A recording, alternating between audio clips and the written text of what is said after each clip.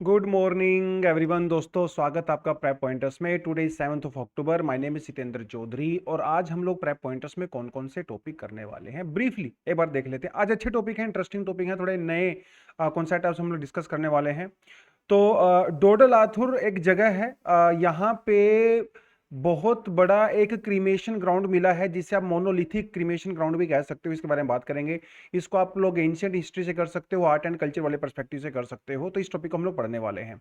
उसके अलावा digital arrest एक आजकल बड़ा ही अजीब सा एक ट्रेंड चल रहा है जिसमें लोगों को लूटा जा रहा है, उनके साथ फ्रॉड किया जा रहा है by using this digital arrest concept. ये है क्या, इसके बारे में बात करेंगे। उसके अलावा ड्राई पोर्ट तेलंगाना डेवलप करने वाला है, तो जनरली बात करेंगे ड्राई पोर्ट का कॉन्सेप्ट होता क्या है और तेलंगाना ऐसा क्यों कर रहा है। रानी दुर्गावती के बारे में थोड़ा सा बात कर सकते हैं। उसके अलावा एक इंडेक्स आपने सुना होगा, ease of doing business index, जो कि वर्ल्ड बैंक के द्वारा किया जाता था, लेकिन इसको कुछ साल पहले डिसकंटिन्यू कर दिया गया था। अब उसकी जगह पे एक नया इंडेक्स आने वाला है। इंडिया में वो कैसे इनकॉर्पोरेट होगा उस बारे में बात करेंगे इस आर्टिकल में। उसके अलावा very short range air defence थोड़ा जो सिस्टम है इसके बारे में थोड़ा बात कर सकते हैं, जो कि डीआरडीओ के द्वारा भी डेवलप किया गया है। एंड हैमर हेड शार्क, ये इसकी एक नई स्पीसी डिस्कवर की गई है, उसके बारे में बात करेंगे। ये यूपीएससी का हमेशा फेवरेट टॉपिक होता है जब भी कोई नया स्पीसीज कहीं पे भी डिस्कवर किया जाता है, तो इसके बारे में जानेंगे। चलिए, तो डोडल आथुर के बारे में बात कर सकते हैं। कर्नाटका में बेसिकली एक छोटा सा गांव ही है बेसिकली। तो ये तो जो चामराजनगर जो डिस्ट्रिक्ट है कर्नाटका के अंदर, यहाँ पे कुछ एक्सकवेशन की गई थी जहां पे मोनोलिथिक ब्यूरियल ग्राउंड ग्राउंड मिला है। देखिए, ऐसा नहीं है कि ये यहाँ पे एक्सकवेशन पहली बार हुई है। 1961 में पहली बार यहाँ पे एक्सकवेशन हुई थी, लेकिन बीच में रोक दिया गया कई सालों तक। अब वहां पे दोबारा से एक्सकवेशन शुरू हुई है। तो बेसिकली क्या है ना, ये एक हिली एरिया है, पहाड़ी एरिया है। यहाँ पे बहुत ही एंशियंट मोनोलिथिक ब्यूरियल ग्राउंड पाए गए हैं। देखिए, आपको इसकी ना पिक्चर दिखा देता हूँ, आपको थोड़ा क्लियरिटी ज्यादा आ जाएगा। देखिए जरा, ये इसकी पिक्चर है। तो यहाँ पे है ना, आपको ये पत्थर से दिख रहे होंगे, you can clearly see the stones. और ये ऐसे एक स्ट्रक्चर में बने होते हैं, है ना, ऐसे स्ट्रक्चर में बने होते हैं। तो ऐसा माना जाता है कि पुराने जमाने में लोग, मतलब जब किसी की डेथ हो जाती थी तो यहाँ पे लाके उनको दफनाया करते थे या फिर जलाया करते थे। यूजुअली पहले लोग दफनाया करते थे। तो ये इसे मोनोलिथिक ब्यूरियल साइट बोलते हैं। दुनिया में बहुत सारे कल्चर्स में, आप इजिप्ट में चले जाइए, ब्रिटेन में चले जाइए, चाइना में, इंडिया में, हर जगह पे आपको इस तरह के स्ट्रक्चर देखने को मिलते हैं। और ये बहुत इंपॉर्टेंट होते हैं इन सेंस के आपको ना, इनसे हमें पुराने लोगों की लाइफस्टाइल के बारे में पता चलता है। वो लोग कैसे रहते थे, इवन क्या खाया करते थे। यहाँ पे जो बोन्स पाई जाती है ना, उनसे भी पता चल जाता है वो क्या खाया करते थे, वो कैसा कल्चर फॉलो किया करते थे, वो किस रिलीजन को फॉलो किया करते थे। थोड़ा थोड़ा हमें काफी आइडिया हो जाता है जब इन तरह की साइट्स हमें देखने को मिलती हैं। तो basically these sites are like a window to the past, आप ऐसा कह सकते हो। तो ये अभी वहां पे जो है उस गांव के अंदर मिला है, नई एक्सकवेशन जो हुई थी। कहाँ पे मिला है, उस हिल्स का नाम आपने याद रखना है, माले महादेवेश्वर हिल्स रेंज है वहाँ पे, छोटी सी, वहाँ पे ये पाया जाता है। 1000 से ज़्यादा ब्यूरल साइट यहाँ पे पाई गई हैं। यूनिवर्सिटी ऑफ मैसूर ने इसको जो माइथिक सोसाइटी है बेंगलुरु में, उसके साथ मिलकर इसको किया है। सर्कल की फॉर्म में यूजली आपको इस तरह से पत्थर से देखने को मिलते हैं, सर्कुलर सेमी सर्कुलर टाइप का आपको देखने को मिलेगा ज़्यादातर। ब्रिटेन वगैरह में भी आपने स्टोन हेंज का नाम सुना होगा, जो कि बहुत ज़्यादा पॉपुलर है। वो भी एक तरह का ब्यूरियल साइट ही माना जाता है लोगों के द्वारा। लेकिन ये है बहुत पुराना, 1200 बीसी से लेकर 300 सी के एडी के, मतलब आपको यहाँ पे एविडेंस देखने को मिलते हैं। तो बहुत सालों से इसको इसी पर्पज के लिए यूज किया जाता था। आयरन एज जिसको हम लोग साउथ इंडिया के अंदर कहते हैं, तो वहां पे इसको जो है वो किया गया था। तो ये थोड़ा सा आपने इसको इस कॉन्टेक्स्ट में याद रखना है। बहुत सारी जो ऐसी ब्यूरियल साइट है, ऐसा माना जाता है कि उस एरिया में और भी बहुत सारी हो सकती हैं, लेकिन बिकॉज एग्रीकल्चर बहुत ज़्यादा एक्सपेंड हो चुका है, रोड्स बन गए, रेलवे लाइंस बन गई हैं, इंडस्ट्री आ गई है, तो जिसकी वजह से बहुत सारी साइट ऐसा माना जाता है कि शायद वो ऐसे खराब हो गई होंगी या फिर ख़त्म हो गई होंगी। लेकिन काफ़ी ज़्यादा वहाँ पे इस तरह के एविडेंस आपको देखने को मिलते हैं। तो प्रीलिम्स के पर्सपेक्टिव से छोटी छोटी इन्फॉर्मेशन आपको पता होनी चाहिए। चलिए जी, डिजिटल अरेस्ट। देखिए, एक केस आया था थोड़े समय पहले गुड़गांव से। तो वहाँ पे ये हुआ कि वहाँ पे एक लेडी थी और वो इंटरनेट पे काम किया करती थी बहुत सारा। तो एक दिन उनके पास मेल आता है और उस मेल में उनको धमकी मिलती है कि आप ये फाइनेंशियल फ्रॉड कर रहे हो, या फिर उनकी कोई चैट हिस्ट्री ऐसी रही होगी, तो उसके स्क्रीनशॉट वगैरह भेज दिए और उनको ब्लैकमेल किया गया। और फिर उसके बाद मेल आया कि वो दिल्ली पुलिस का मेल है और आपको डिजिटली अरेस्ट किया जाता है। और उस लड़की को ये बोला गया कि वो अपने एक कमरे में बंद हो जाए अपना जो कैमरा है, वीडियो कैमरा जो है वो 24 घंटे ऑन रखे, क्योंकि पुलिस उसको नजर रखेगी 24 घंटे, वो मोबाइल फोन यूज नहीं कर सकती है। तो एक तरह से उसको डिजिटली अरेस्ट कर लिया गया। वो बेचारी घर में ही रहती थी, 24 घंटे कैमरा ऑन रहता था, उसके सामने उसको रहना पड़ता था। और फिर बाद में ये बोला गया उसको कुछ दिन के बाद कि अगर आप चाहते हो कि आप इस प्रॉब्लम से बाहर आना चाहते हो तो आप 10 लाख रुपए 15 लाख रुपए जो है इस अकाउंट में करवा दीजिए, हम आपको डिजिटल अरेस्ट मतलब आपको रिलीज कर देंगे। ऐसी न्यूज आई, तो बाद में मीडिया में काफी हाइप हुआ। ऐसी बहुत सारी चीजें आपको नजर आ सकती हैं। आजकल एक नया फ्रॉड चल रहा है जिसमें ये कहा जाता है कि सर आपकी फैमिली में से ये एक लड़का था, ये यहाँ पे चोरी करते हुए पकड़ा गया है, या इसने किसी के साथ सेक्सुअल अब्यूज किया है, या आपका बेटा है बेटी है, ऐसा कुछ बोला जाता है। फिर उनसे पैसे की डिमांड की जाती है। और तो इस तरह के केसेस जो है वो सामने आजकल बहुत सारे आ रहे हैं, जिसको एक टर्म डिजिटल अरेस्ट के तौर पे दिया गया है।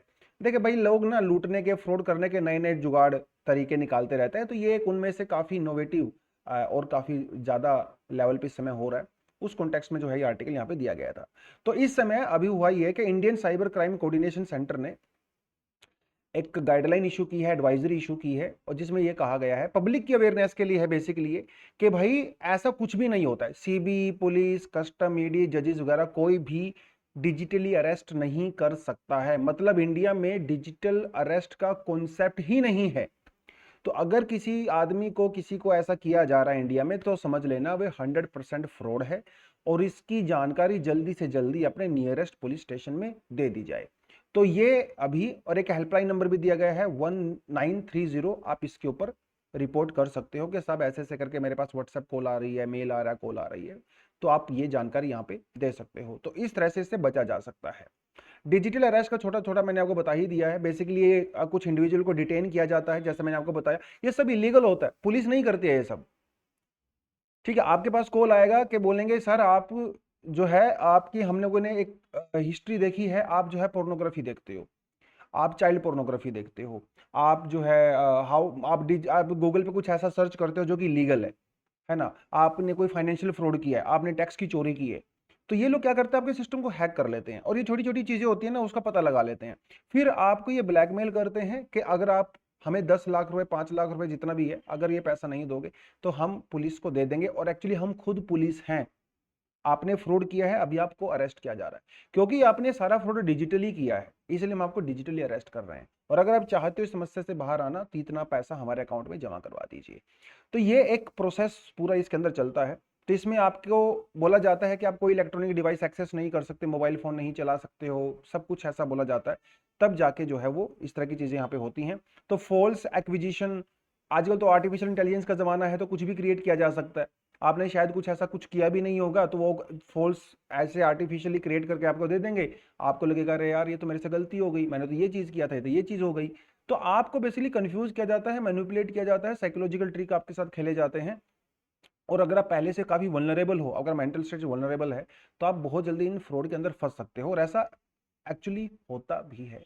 और ऐसा भी नहीं है कि ये चीजें किसी ऐसे आदमी के साथ हो रही हैं, नहीं नहीं, बहुत पढ़े लिखे लोगों के साथ भी ऐसी चीजें हो रही हैं बेसिकली। 50 लाख रुपए तो अभी रिसेंटली लूटे गए हैं एक आईपीएस ऑफिसर से, वो भी सिर्फ इसी चीज के थ्रू, मतलब सोच के देखे वो आईपीएस ऑफिसर थे, ठीक है, हैदराबाद में, और उनको उनके साथ ऐसा फ्रॉड हो गया। और कुछ एग्जांपल जो है यहाँ पे दिए भी गए हैं, अगर न्यूज़ में देखोगे बहुत सारे एग्जांपल आपके से नजर आते हैं। हमारे पास जैसे हमारा आईटी एक्ट है, आईपीसी है, क्रिमिनल प्रोसीजर है, पर्सनल डेटा प्रोटेक्शन बिल जो अभी पेंडिंग है पार्लियामेंट के अंदर, उस और वहाँ पे काफी प्रोविजन है बेसिकली इन चीजों से प्रोटेक्शन करने के। लेकिन फिर भी चैलेंजेस तो हैं, आसान नहीं है इन चीज़ों को करना। जैसे अभी एक बुली ऐप का केस आया था स्कैंडल में, जहाँ पे एक औरत को इस तरह से उस ऐप के द्वारा लूटा गया था, उससे भी काफ़ी पैसा लूट लिया गया। मुंबई पावर ग्रिड के ऊपर अटैक हुआ। एक सेक्सटॉर्शन का केस भी सामने आया था थोड़े समय पहले, गुड़गांव में क्रिप्टो करेंसी फ्रॉड हुआ था। एक पर्सन के साथ पंजाब में 50 लाख रुपए लूट लिए गए उससे। तो ऐसी चीज़ें जो है वो काफ़ी ज़्यादा देखने को मिलती हैं। लेकिन इतना आसान नहीं है बेसिकली। देखिए, डिजिटली कोई भी क्राइम होता है ना, उसको आसान नहीं है उसको सोल्व करना। सबसे बड़ी बात यह है कि भाई पता ही नहीं चलता कहाँ से आ रहा है। मतलब एक आदमी दिल्ली में बैठ के फ्रॉड कर रहा है, लेकिन उसका जो आईपी एड्रेस है उसके कंप्यूटर का, लैपटॉप का, वो यहाँ का है ही नहीं, वो तो नॉर्वे का है, वो तो दुबई का है, क्योंकि वीपीएन सर्विस ये प्रोवाइड करवाती हैं। आप अपने आईपी एड्रेस को छुपा सकते हो, एनक्रिप्टेड मैसेज भेज सकते हो। क्रॉस बॉर्डर साइबर टेररिज्म होता है, तो कुछ गवर्नमेंट तो इन चीज़ों को सपोर्ट भी करती हैं लूटने को, सोटने के लिए। लैक ऑफ रिसोर्सेज है, सरकार के पास इतना पैसा नहीं है, मैन पावर नहीं है। अरे भाई दूसरे क्राइम से आप डील नहीं कर पा रहे हो, डिजिटल वाली तो प्रायोरिटी बहुत पीछे है सरकार में, नई नई टेक्नोलॉजी इवोल्व हो रही है, तो हमारा जो एनफोर्समेंट जो पूरा सिस्टम है वो इसके साथ कोप अप ही नहीं कर पाता है। राइट, और बहुत सारी हमारे यहाँ पे प्रॉपर लीगल प्रोटेक्शन भी नहीं है ना इन चीजों के लिए, कानून काफी वेग है, पहली बात तो कानून है ही नहीं, और जो है थोड़े बहुत वो काफी वेग हैं, तो कई लोग ना फंसते नहीं हैं, फंसते हैं तो बच के निकल जाते हैं क्योंकि लूप होल्स काफी ज्यादा है। तो उस कॉन्टेक्स्ट में थोड़ा सा आप इसको याद रखेंगे। ड्राई पोर्ट नेक्स्ट टॉपिक है।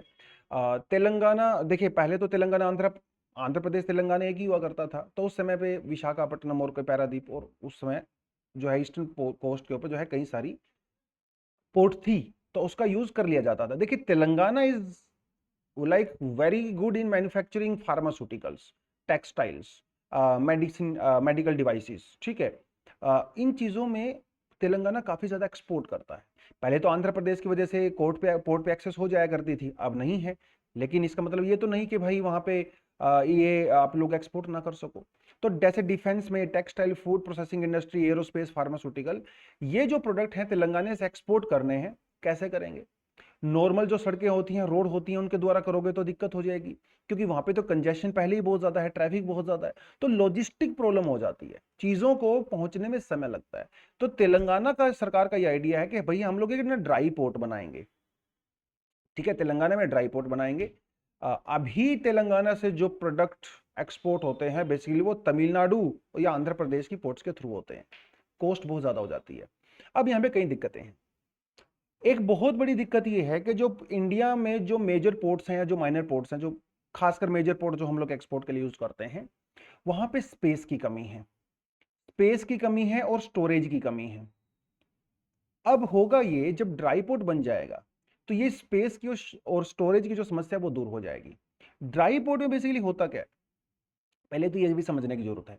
पहली बात तो जो सी पोर्ट है, जैसे मैंने आपको बताया, वहां तक एक्सेस बहुत एक्सक्लूसिव हो जाती है। मतलब आप ये समझ लीजिए हैदराबाद से आप किसी सी पोर्ट तक डायरेक्ट रूट बना रहे हो, एक डेडिकेटेड ट्रेन कार्गो कैरियर आपका रूट बनाओगे, डेडिकेटेड हाईवेज बनाओगे, इन हाईवेज पे इन रेलवेज के थ्रू डायरेक्टली वही सामान जाएगा जो कि एक्सपोर्ट पर्पज के लिए जाता है। तो जिसकी वजह से स्पीड बहुत फास्ट हो जाती है, और जो कि स्पेस की कमी है पोर्ट्स में और जो स्टोरेज की कमी है वो भी दूर हो जाएगी, क्योंकि आप उसको इंटीरियर एरियाज के अंदर स्टोर कर सकते हो। इसे कहते हैं ड्राई पोर्ट। तो इसका मतलब ये नहीं कि इंडिया में ड्राई पोर्ट नहीं है, इंडिया में इस समय 200 से ज्यादा ड्राई पोर्ट जो है वो इस समय काम कर रहे हैं बेसिकली, जो कि सिर्फ और सिर्फ एक्सपोर्ट पर्पज के लिए बनाए गए हैं। यहाँ पे काफी ज्यादा सरकार जो है बेनिफिट भी देती है। और 2021 में एक आइडिया था तेलंगाना के अंदर कि भैया हम लोग 1400 जो जो एकड़ लैंड पे एक ड्राई पोर्ट बनाएंगे, लॉजिस्टिक पार्क बनाएंगे, जहां पे से सामान जो है हम लोग एक्सपोर्ट करेंगे, लेकिन अनफॉर्चुनेटली वो बन नहीं पाया। अब सरकार दोबारा से इसको बनाने के मूड में है, और अब शायद ये काम थोड़ा जल्दी हो सकता है, ऐसा फिलहाल आइडिया है। और ये जो पोर्ट बनाई जाएगी वो बेसिकली पीपीपी मॉडल पे, मतलब पब्लिक प्राइवेट पार्टनरशिप के बेसिस पे बनाई जाएगी। तो जैसे कानपुर, वर्धा, दुर्गापुर, हरियाणा में जैसे गुड़गांव है, इन सबको ड्राई पोर्ट कहा जाता है, क्योंकि यहाँ पे जो है एक्सपोर्ट के पर्पज के लिए मैन्युफैक्चरिंग की जाती है, सामान बनाया जाता है। तो वो दिल्ली भी अपने आप में बहुत बड़ा ड्राई पोर्ट बोला जाता है, दिल्ली को तो ड्राई पोर्ट सिटी ही बोला जाता है बेसिकली, राइट। तो ऐसा कुछ जो है अभी हम लोग तेलंगाना के अंदर भी करने वाले हैं, ठीक है। चलिए, रानी दुर्गावती, तो उनकी 1500 मतलब 500 बर्थ एनिवर्सरी के ऊपर जो है उनका जो मध्य प्रदेश का जो स्टेट कैबिनेट है, उन्होंने उनके ऑनर में जो है एक जो है वो मीटिंग रखी, और उनका स्टैचू वगैरह जो है उसकी जो है वो वहाँ पे बात चल रही है, तो उनके ऑनर के लिए। तो बेसिकली रानी दुर्गावती जी की 500 एनिवर्सरी है, तो वैसे भी न्यूज़ में है, तो थोड़ा सा इनके बारे में आपको पता होना चाहिए। 14 सालों तक, 1550 से लेके 1564 तक, for 14 years she was the queen of Gondwana, ठीक है। और बिकॉज उनके हस्बैंड की डेथ हो गई थी, तो उसके बाद थ्रोन के ऊपर यही आ गई थी। चंदेला एम्पायर जो एम्पर थे किरत राय जी, उनके यहाँ पे इनका जन्म हुआ। बाद में उनकी शादी हो गई, और मतलब वो यहाँ पे आ गई गोंडवाना में, और वहीं पे रही। फिर जब उनके हस्बैंड की डेथ हुई तो शी बिकेम द क्वीन। और ये जो चंदेला किंग्स थे बहुत फेमस माने जाते हैं। जब खजुराहो के अंदर जो टेम्पल्स बनाए गए, यूनेस्को वर्ल्ड हेरिटेज साइट भी है, वो चंदेला किंगडम्स ने ही बनाए थे। चंदेला डायनेस्टी इसलिए भी फेमस है, जब इंडिया के ऊपर मोहम्मद और गजनवी ने अटैक किया तो ही actually lost the battle hair.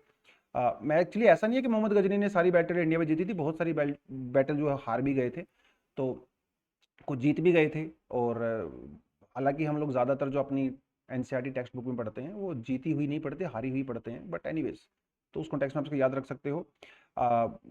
मतलब काफ़ी ज़्यादा रिफॉर्म इन्होंने किए जब ये रही अपने कार्यकाल में। इन्होंने जब अपनी कैपिटल थी वो भी इन्होंने चेंज की थी। वो पहले जो कैपिटल हुआ करती थी वो थी सिंगोरगढ़, इन्होंने उसको चेंज कर दिया चोरागढ़ तक, क्योंकि चोरागढ़ जो एक सतपुड़ा हिल्स के ऊपर बना हुआ है तो स्ट्रेटेजिकली बहुत इंपॉर्टेंट है, तो इसके ऊपर अटैक करना थोड़ा मुश्किल हो जाता है। बाद में जब अकबर 1562 में अकबर के एक कमांडर हुआ करते थे मिस्टर आसफ खान, उन्होंने जो है इनके ऊपर अटैक किया, काफ़ी दिनों तक लड़ाई चलती रही बहुत, लेकिन बाद में जब मतलब होता क्या है ना, जो पोर्ट होता है आप उसके बाहर सप्लाई बंद कर देते हो, पानी की सप्लाई, खाने की सप्लाई बंद कर देते हो, तो फिर काफ़ी कमज़ोर हो जाता है डिफेंस आपका। तो बाद में जो है 1564 के अंदर basically she got defeated and that was the end of his empire. तो वो थोड़ा सा आपको उस कॉन्टेक्स्ट में देखना पड़ेगा इसको, ठीक है। बिजनेस रेडी इंडेक्स, देखिए वर्ल्ड बैंक ना एक रिपोर्ट निकाला करता था जिसे कहते थे ईज ऑफ डूइंग बिजनेस, ठीक है। लेकिन ईज ऑफ डूइंग बिजनेस की जो रिपोर्ट आया करती थी उसके अंदर काफ़ी ज़्यादा इरेगुलरिटीज थी, मतलब उसका डेटा कलेक्शन करने में कोई ठीक ठाक सा सिस्टम नहीं था, तो उसको 2021 के अंदर बंद कर दिया गया, ठीक है। जब तक वो 2020 में रिलीज हो रही थी इंडिया का रैंक काफ़ी ज़्यादा इंप्रूव हुआ था। 2014 में जो इंडिया का रैंक था ईज ऑफ डूइंग बिजनेस में दैट वाज 142, सोच के देखिए। और 2020 के अंदर ये रैंक इंप्रूव हो गया 63, तो इंडिया ने 142 से लेके 63 ईज ऑफ डूइंग बिजनेस के अंदर इंप्रूवमेंट किया था। और अब अगर ये 2024 में होता तो शायद इंप्रूवमेंट और ज्यादा हो जाता, but anyways ease of doing business हो गया बंद। उसकी जगह पे अब वर्ल्ड बैंक एक नया इंडेक्स निकालेगा, ठीक है, जिसको कहा जा रहा है be ready. Ease of doing business के अंदर जो भी गलतियां थी वो बी रेडी के अंदर ठीक कर दी गई हैं। बेसिकली बी रेडी बहुत ज्यादा कॉम्प्रीहेंसिव बना दिया गया है। इसमें किसी कंपनी के, किसी फर्म के स्टार्टिंग होने से उसके एंड तक की जर्नी को दिखाया जाता है, तो इसलिए ज्यादा कॉम्प्रीहेंसिव है।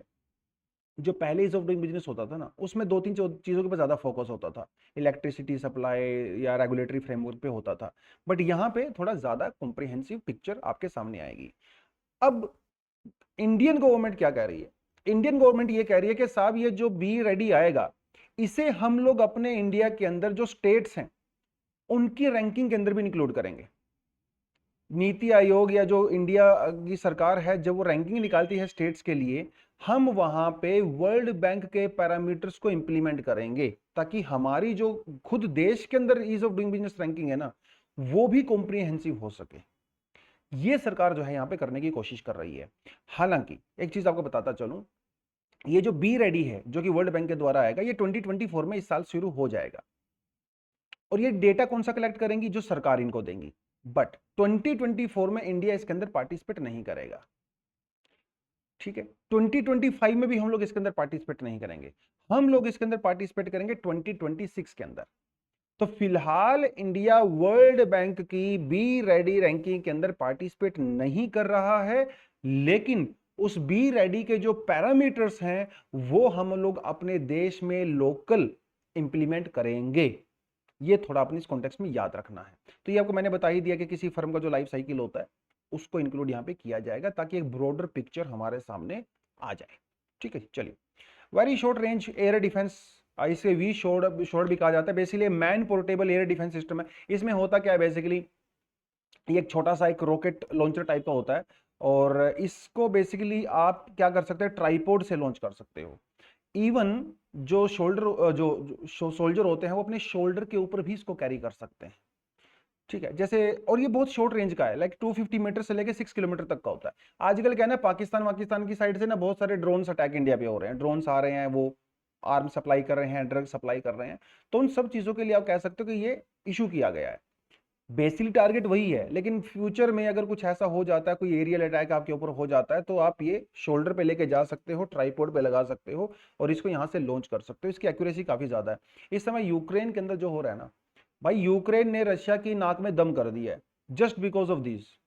इसी तरह के जो वेरी शॉर्ट रेंज जो लॉन्चर्स हैं वो अमेरिका के द्वारा यूक्रेन को दिए गए, और ये क्या करते हैं, यूक्रेन के सोल्जर्स ऐसे जंगल में छिपे रहते हैं, किसी बंकर में छिपे रहते हैं, तो जैसे ही रशिया का कोई ड्रोन या कोई हेलीकॉप्टर इस तरह से आता है तो उसके ऊपर तुरंत अटैक कर देते हैं, और इनकी एक्यूरेसी भी काफी ज्यादा है। तो ये चीज जो है आप कर सकते हो। स्पीड भी काफी ज्यादा होती है, बेसिकली इनकी 1.5 मैक होती है, तो इनसे बचना आसान नहीं है। तो अगर कोई हेलीकॉप्टर आपकी तरफ आ रहा है और आप इसको लॉन्च करते हो, तो भाई जब तक हेलीकॉप्टर बचने की कोशिश करता है ना, तब तक इसके ऊपर अटैक कर देता है।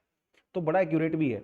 तो इसकी टेस्टिंग चल रही थी कुछ दिनों से राजस्थान में, लेकिन अब फाइनली इसको अप्रूवल मिल गया है, और बहुत ही जल्दी ये हमारी डिफेंस फोर्सेस का पार्ट भी बनने वाला है। तो उस कॉन्टेक्स्ट में आपने इसको याद रखना है। डीआरडीओ ने बेसिकली इसको जो इसका डिजाइन है, जो रिसर्च वाला काम डीआरडीओ ने किया है, इसकी जो फाइनल मैन्युफैक्चरिंग है वो Adani defence aerospace and Icomm Tele limited ने किया है। ठीक है, चलो जी। हैमर हेड शार्क, तो ये आप ये भी क्लियरली देख सकते हो, इसका जो सर है वो देख सकते हो, ऐसा लगता है कि भाई हथौड़े से इसके सर को दबाया हुआ है, तो इसलिए इसका नाम ही रखा है हैमर हेड शार्क। ठीक है, तो एक्चुअली ऐसा नहीं है कि हैमर हेड शार्क पहले नहीं थी, पहले भी थी, लेकिन हैमर हेड शार्क की एक नई स्पीसीज जो है हम लोगों ने अभी डिस्कवर की है। उस नई स्पीसीज का नाम है शोवल बिल शार्क।